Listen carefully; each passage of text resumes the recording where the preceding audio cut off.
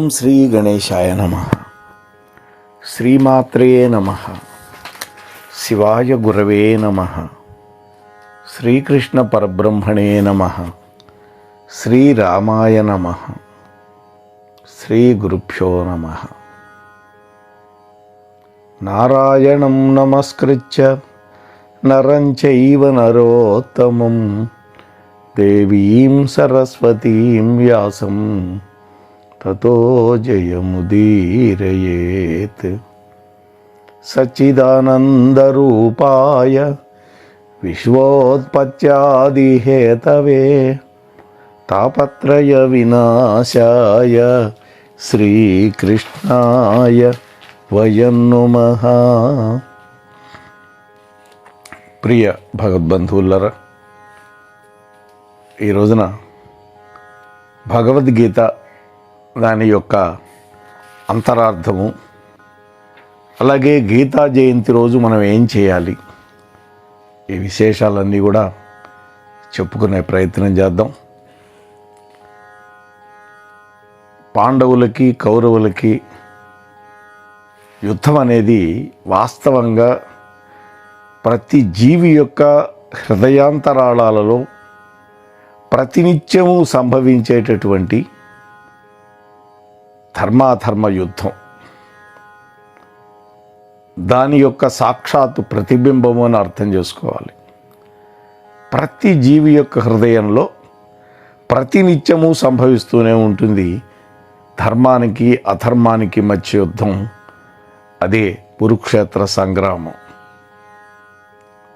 జీవిత సంగ్రామంలో మంచికి చెడ్డకి, ధర్మానికి అధర్మానికి, న్యాయానికి అన్యాయానికి, సత్యానికి అసత్యానికి నిమిష నిమిషానికి ఒక పెద్ద యుద్ధం జరుగుతూనే ఉంటుంది. ఆ యుద్ధంలో నిశ్చయాత్మకమైనటువంటి బుద్ధి ఎంత శుద్ధంగా ఉన్నా కూడా, ఎంత వివేకయుక్తంగా ఉండినా కూడా జీవుడికి అంతటి విజయం చేకూర్చి పెడుతుంది. అంటే ఏమిటి? మానవుడికి నిశ్చయాత్మకమైన బుద్ధి కావాలి. దాన్నే వ్యవసాయాత్మిక బుద్ధి అంటాడు భగవద్గీతలో. అలాగే వివేకయుక్తమైనటువంటి మనస్సు కావాలి. ఈ రెండూ కనుక ఉంటే ఆ వ్యక్తికి అంతటి విజయం చేకూరుతూ ఉంటుంది. కాబట్టే ఉపనిషత్తుల్లో దీనిని సారథిగా చెప్పారు. సారథి అంటే నడిపేవాడు. ఒక రథం గమ్యస్థానాన్ని నిరాటంకంగా చేరాలి అంటే, గతంలో రథం, ఇప్పుడు ఒక కారు, ఒక బస్సు, ఇవన్నీ కూడా రథాలే. కాకపోతే యంత్రంతో నడుస్తాయి, అంతే తేడా.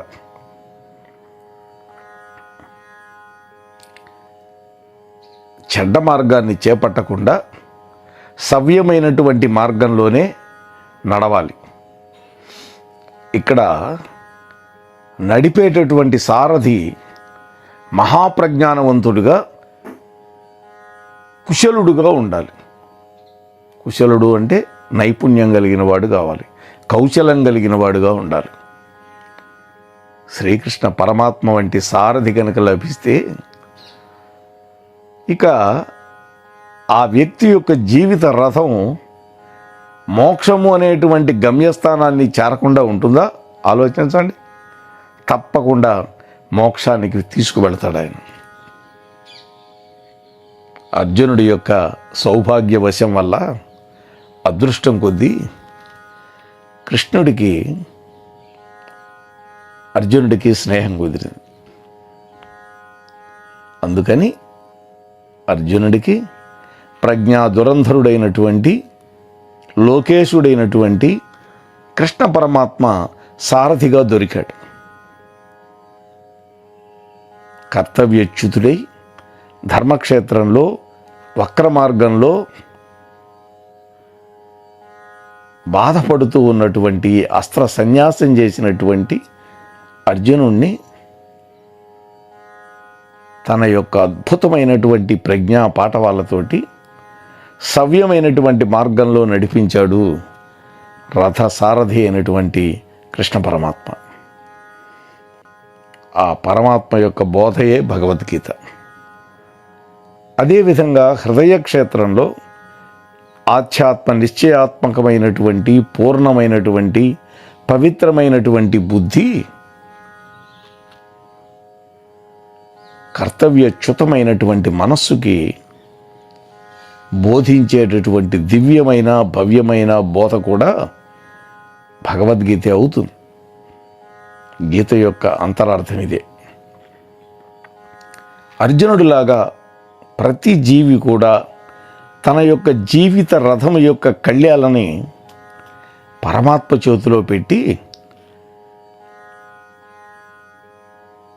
తాను నిశ్చింతగా ఉంటే ఆ పరమాత్మ యొక్క అనుగ్రహంతో మోక్షరూపమైనటువంటి గమ్యస్థానాన్ని అతి సులభంగా చేరుస్తాడు ఆ పరమాత్మ. కురుక్షేత్రము అంటే మన యొక్క హృదయ క్షేత్రమే. ఇదే దానికి అంతరార్థం. అర్జునుడి యొక్క రథము మన శరీరం. సారథి అయిన శ్రీకృష్ణ భగవానుడు ప్రజ్ఞాన రూపమైనటువంటి బుద్ధి, అదే పరమాత్మ. ఇక్కడ రథికుడు అర్జునుడు అంటే చంచల మనస్సుతో ఉండే జీవుడే అర్జునుడు. మనలో ఉంటుంది చంచలమైన మనస్సు, అది అర్జునుడు. రథానికి పోల్చబడినటువంటి గుర్రాలు ఇంద్రియాలు. కౌరవులు, అలాగే ఆ కౌరవుల యొక్క సైన్యం ఏమిటి అంటే మనలో ఉండే కామ, క్రోధ, మోహ, అహంకార, మమకారాది దుర్గుణాలే. మరి పాండవులు, పాండవ సైన్యం ఎవరు? నిర్భయత్వం, భక్తి, శ్రద్ధ మొదలైనటువంటి సద్గుణాలు. అర్జునుడి చేతిలో అద్భుతమైన ధనస్సు ఉంటుంది, అదే గాంధీవం. అదేమిటయ్యా అంటే సాధన చతుష్టయం. సంజయుడు వివేకం, ధృతరాష్ట్రుడు అవివేకము, అవిద్యకి ప్రతీక. దుర్యోధనుడు కామానికి ప్రతీక.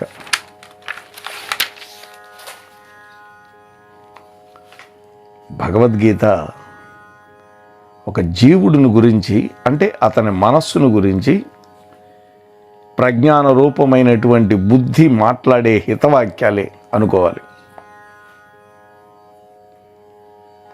3 భాగాలుగా చేశారు భగవద్గీతని. కర్మ షట్కం, భక్తి షట్కం, జ్ఞాన షట్కం. షట్కం అంటే 6 అధ్యాయాలు. మొదటి 6 అధ్యాయాలు కర్మ షట్కం, ఇది శ్రవణం అంటే వినడం అన్నమాట. రెండోది భక్తి షట్కం, ఆ విన్నటువంటి దానిని మననం చేసుకునే ప్రక్రియ. చివరి 6 అధ్యాయాలని జ్ఞాన షట్కం అంటారు. అది నిధిధ్యాసనము, అంటే మనం విన్నదాన్ని మనస్సుకు ఎక్కించుకున్నాము.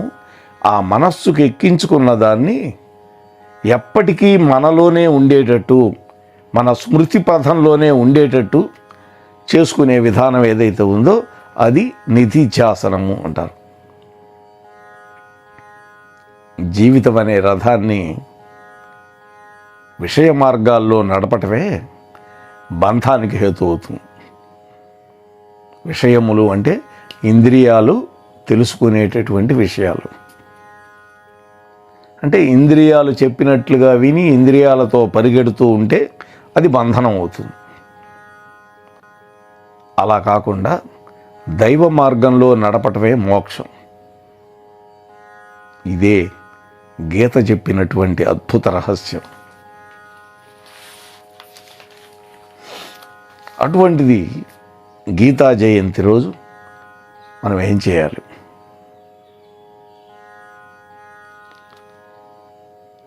వ్యక్తులకు జయంతి ఉన్నట్లే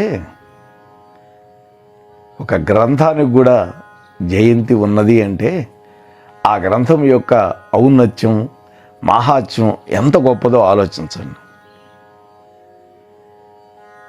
ఇంకా ఏ గ్రంథానికి కూడా జయంతి అనేది మనకు కనిపించదు, ఒక్క గీతా జయంతికి తప్ప.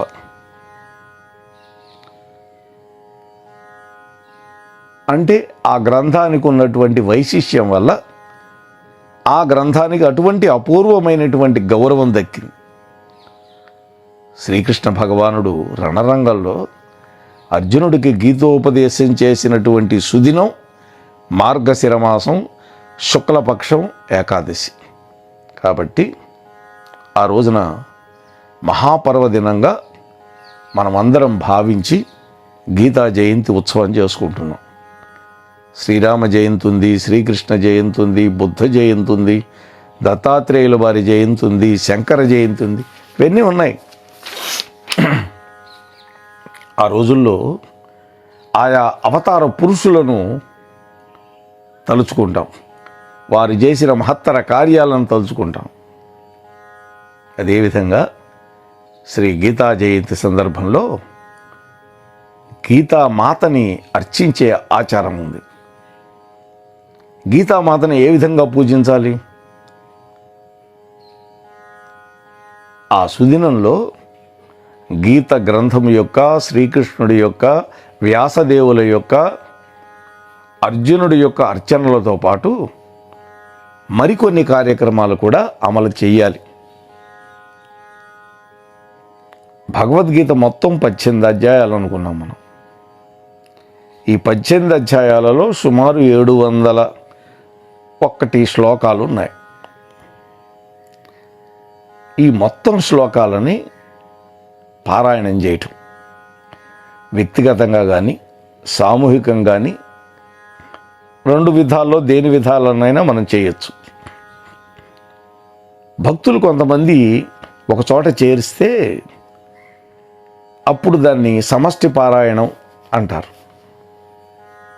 ఇది చాలా శ్రేష్టమైనది. ఎందుకని? సమష్టి పారాయణం వల్ల జనించేటటువంటి గీతా ఘోష అక్కడ చేరినటువంటి వాళ్ళ యొక్క ఉత్సాహాన్ని రేకెత్తించడమే కాకుండా దూరంలో ఉన్న వాళ్ళ యొక్క శృతి పుటాలను కూడా పునీతం చేస్తుంది. మనం మైక్లో చదువుతున్నాం, అక్కడ ఒక 50 మంది వచ్చి చదువుతున్నారు, మిగిలిన వాళ్ళు ఊళ్ళో ఉంటారు, వాళ్ళు ఎవరు రారు, వాళ్ళకు కూడా వినిపిస్తుందిగా, వాళ్ళ చెవుల్లో కూడా దూరుతుంది. భగవద్గీత పూర్తి అయిన తర్వాత భగవద్గీత యొక్క మాహాత్యాన్ని కూడా చదవాలి. గీత యొక్క తత్వాన్ని తెలుసుకున్నటువంటి మహనీయుల చేత ఆనాడు గీతను గురించినటువంటి ఉపన్యాసాలని ఏర్పాటు చేయించాలి. భగవద్గీత ఏదో ఒక అధ్యాయం, ఆ అధ్యాయం మీద ప్రవచనం చేయించాలి. గీత ఉపన్యాసాల మూలకంగా మానవుల్లో గీత యందలి మహోన్నతమైనటువంటి భావాలు వ్యాప్తి నొందటమే కాకుండా గీత మీద వాళ్ళకి మక్కువ ఎక్కువ అవుతుంది. అంటే ఆ గ్రంథంలో ఏముందో ఆ పండితుడు విడమర్చి చెప్పినప్పుడు ఆ గీత గ్రంథం పట్ల మక్కువ పెరుగుతుంది. దానివల్ల వాళ్ళకి సాంసారిక దుఃఖాలు అంతమవుతాయి, పరమానంద ప్రాప్తి చేకూరుతుంది. ఇంతకు మించినటువంటి మహోపకార కార్యం వేరొకటి ఏదైనా ఉందా? ఆలోచించండి. కాబట్టి ఇటువంటి బ్రహ్మ విద్య నిధానానికి, గీతా జ్ఞాన వితరణకి మనుష్యులకి దోహదాన్ని కల్పించటము, తద్వారా జనసామాన్యం యొక్క నైతిక ఆధ్యాత్మిక విలువలని పెంపొందించటానికి ప్రయత్నం చేయాలి.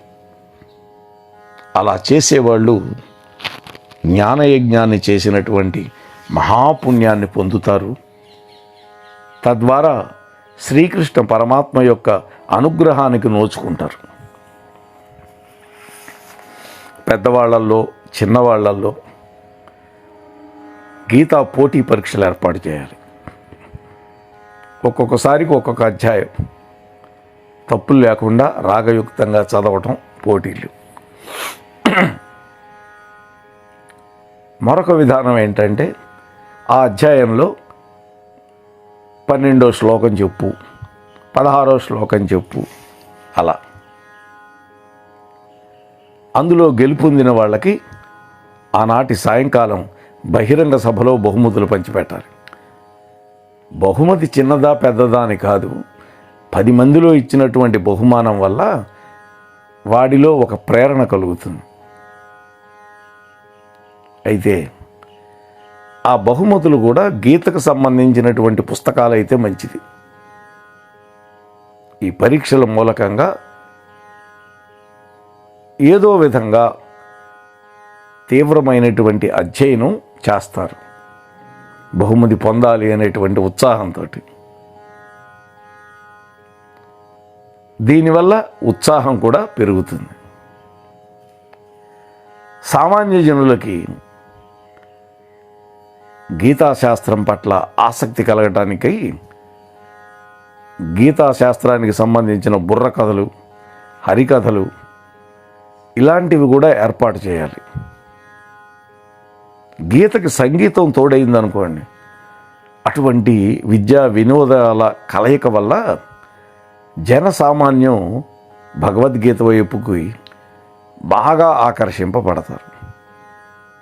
మహానుభావుడు 1974లో ఒక 109, 112 శ్లోకాలు మొత్తం మీద భగవద్గీతలోవి ఘంటసాల గారు సంగీతంతో రాగయుక్తంగా పాడి వాటి భావాన్ని కూడా చెప్పారు క్లుప్తంగా. ఇప్పటికీ అది ప్రాచుర్యంలో ఉన్నది. అంటే సంగీతం తోడైనప్పుడు ఒక పువ్వుకు తావి అబ్బితే ఎలా ఉంటుందో అలా ఉంటుంది. ఈ విధంగా గీతా పరిచయాన్ని మనం చెయ్యొచ్చు. గీతా సారాన్ని, గీతా విశేషాలని సంక్షేపంగా ప్రింట్ చేయించి పేపర్ల మీద వాటిని అందరికీ పంచటం చేయొచ్చు. వాళ్ళ అన్యమతస్థులు తెగ పంచుతున్నారు, బలవంతంగా అంటగడుతూ ఉంటారు.